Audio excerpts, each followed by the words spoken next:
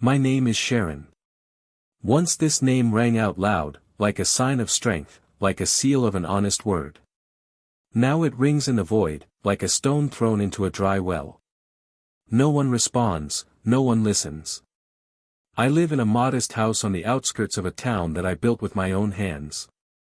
It used to be bustling here, the children ran around the yard, my wife cooked dinner, the living room smelled of wood and fresh bread. Now this house is so quiet that even the ticking of the clock sounds like a scream. My children are successful, but strangers. They have their own children, their own apartments and careers. They talk about important meetings, new purchases, about not enough time. Their voices are cold, distant. They rarely come to see me, and when they do, they look at the clock more often than they look me in the eye. My grandchildren scornfully throw, "Grandpa, don't spoil my mood with your stories." For them, I am a shadow blocking the light of the screens they are drowning in. In the store, they hardly notice me. The cashier looks through me as if I were transparent. When I ask about the price or a discount, she barely restrains her irritation. In the hospital, the doctors don't listen to my words, but only mark something on the card, as if I were another statistic that will soon disappear. In their eyes, I am not a person, but a spent resource, a worn-out mechanism. I feel my life slowly turning into silent rot. Every day begins the same way, cold coffee, silence, a crumpled notebook on the table. Sometimes I write down words there that I have no one to say. They accumulate like dust. In the evening, I sit in an armchair by the window and watch the sun go down. Sometimes I catch myself thinking that I am no longer waiting for anything, not a call, not a visit, not a kind word. But the worst thing is indifference. It is more destructive than hatred. The indifference of children, the indifference of neighbors, the indifference of the world. I am still alive, but it is as if I have already been buried alive. This feeling eats me from the inside, leaving only fragments of who I was. I see in the mirror not myself, but an old man with wrinkles, who is trying to remind me of his existence, but the world pretends that he is nobody. Sometimes it seems to me that I am beginning to rot not in body, but in soul. In this rotting something else is born, not pain, but rage, which does not yet have a voice, but is already knocking from within. Because I remember who I was. I remember that my word once weighed more than any papers. I remember how people listened to me, how they looked me in the eye and sought advice. And now, no one. Only silence. And you know, this silence has a taste. The taste of humiliation. And I feel that I won't be able to remain silent for much longer. I often sit in the darkness of my living room and remember. Memories are the only thing that still gives me the feeling that I exist. In them, I am not a shadow, not a burden, but a real man whose name was spoken with respect. I was a businessman, but not one of those who inherited startup capital. I started from nothing, with hands that knew only hard work, and with a head that knew how to see a little further than others. I remember carrying bags at a construction site, counting the last kopecks so that there would be enough for bread and a book at the same time. My pocket was empty, but there was fire in my eyes. People felt this fire and believed in me. Then the time of decisions came, and I made my own. I took risks, lost, got up again. I built a company that became the pride of the town. My word was a guarantee, contracts were signed without lawyers, because they knew, if Sharon said it, it would be so. I didn't play dirty games, I was honest, and that was my strength. And I was also a father. When the children were born, I worked nights, but I never allowed myself to miss their first steps or words. I remember taking my son to school, when my daughter first showed me a drawing made especially for me. I held them in my arms and thought, this is what I live for. My wife was still there then, and in her eyes there was warmth, which I now dream about at night. I gave everything. And time, and strength, and health. I was a wall for my family, their protector, their source. I built not only a business, I built a home, a real one, in which love reigned. People respected me on the streets, greeted me, even those who did not know me personally.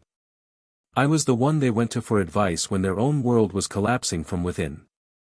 And now I sit here, in this very house that has long since become a stranger. My children, whom I raised, now speak to me as if out of duty. There is no gratitude in their eyes, not even warmth, only fatigue, irritation. They see in me not the one who gave them wings, but a burden that prevents them from flying. I remember my former business partners.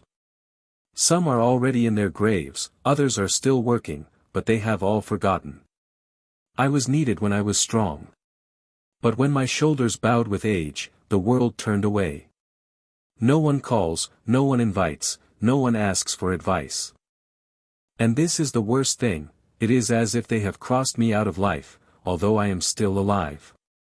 Every mention is not only warmth, but also a knife to the heart. Because I see what I was and what I have become. I see how the man who was once a symbol of resilience has turned into an old man from whom everyone turns their eyes away.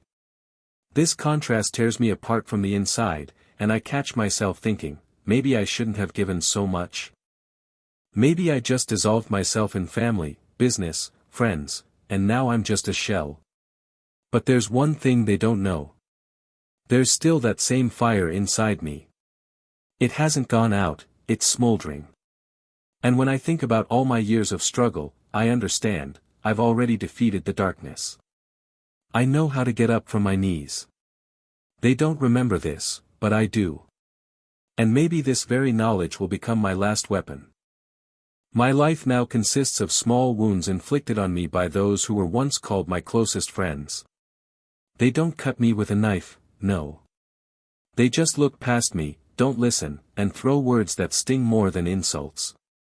And each such incident is a small death that I experience in silence. Once I called my son. I just wanted to talk, ask how he was, how were my grandchildren. There was a long pause on the receiver, and then a cold voice, "Dad, I'm in a meeting, I don't have time." And the beeps. 3 seconds to crush my desire for at least a minute of attention. 3 seconds to remind me that I'm useless. My daughter is no better. She arrived last week. She was sitting in my living room, all on her phone, her fingers running across the screen. I tried to tell her that I couldn't sleep at night, that my heart was spinning like in a vice. She nodded, not taking her eyes off the screen, and grumbled, "You've been to the doctor, haven't you? Listen to what he says." And again her fingers clicked on the glass. I looked at my child and didn't recognize her. My little girl, whom I once hugged, now looks at me as if I'm a misunderstanding. And my grandson. He puts an end to where I'm still trying to hold on.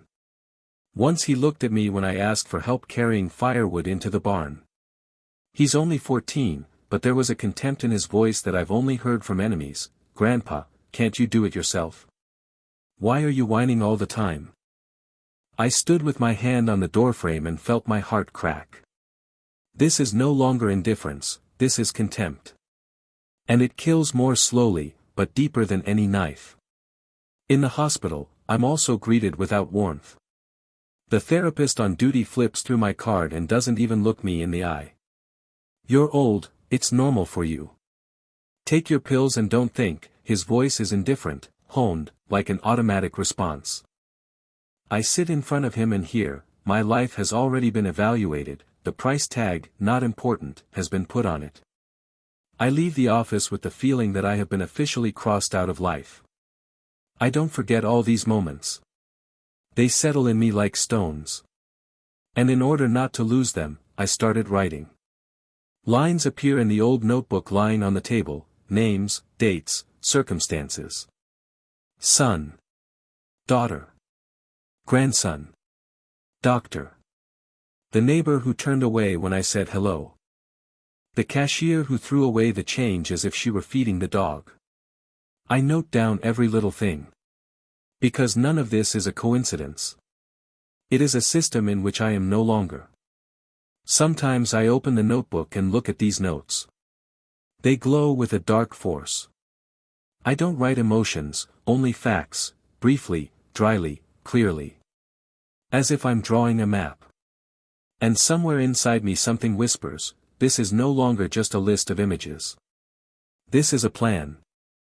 My body is old, my hands tremble, but my memory is still sharp. I remember faces, voices, gestures. I even remember the smells of those moments. And each of these details is a brick in the wall that I will build to separate myself from weakness. I don't cry anymore. The tears have dried up. Now I just look and write. Because I know, every death inside me will someday turn into something else. Into strength.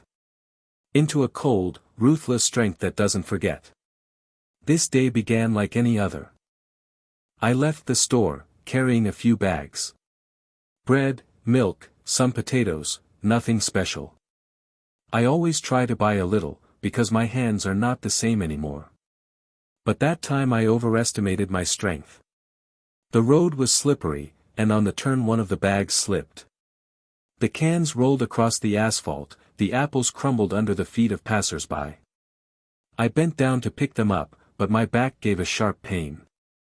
I felt my knees shaking. Then I raised my head and quietly, almost shyly asked, "Help me, please." People stopped.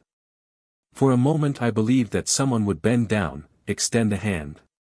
But instead I heard laughter. Someone mockingly said, "Look, the old man crumbled along with his apples." The others picked up this laughter. A young woman passing by made a face, "And why do they even leave the house if they can't leave themselves? They would stay at home."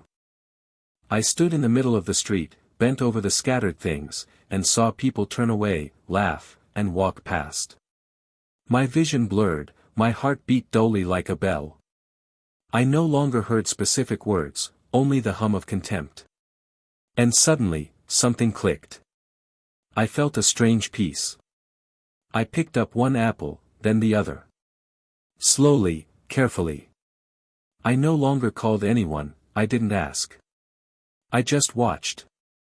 And in those eyes, which had seen only indifference until now, a fire now lit up. A dark, cold fire that I recognized.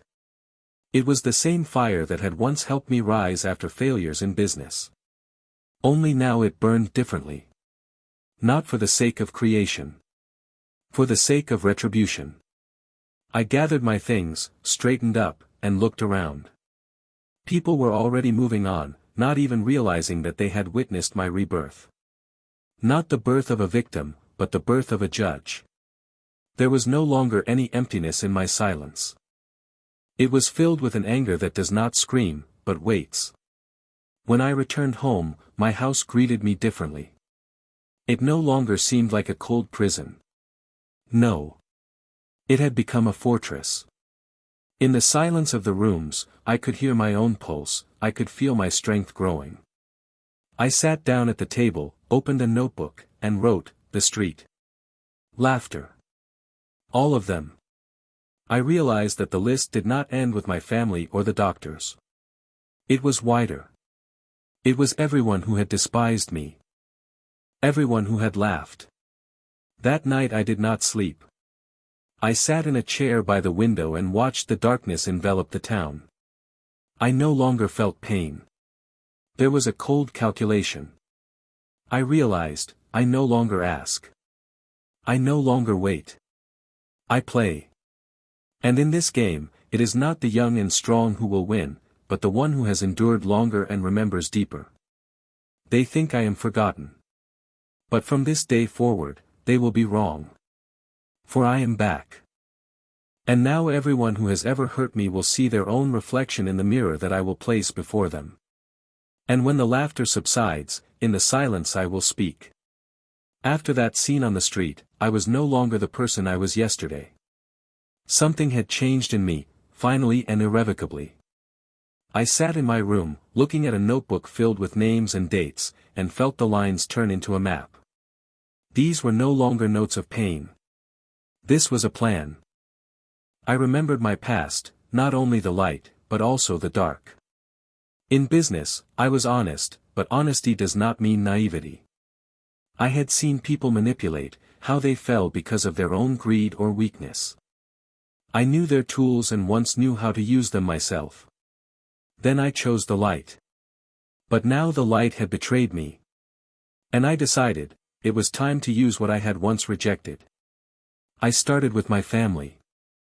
Not by shouting, not by accusing them, they would have expected that, and then they would have simply brushed it off, said, "Grandpa is grumbling again." No. I acted differently. I sowed doubt. A word here, a little pause there. I knew their weaknesses, and only hinted. I talked to my daughter about how her son was supposedly offended by her indifference. And I saw her eyebrows twitch slightly. I carefully mentioned to my son that I had seen her daughter supposedly spreading rumors about his affairs. I didn't assert anything. I only hinted. But that was enough.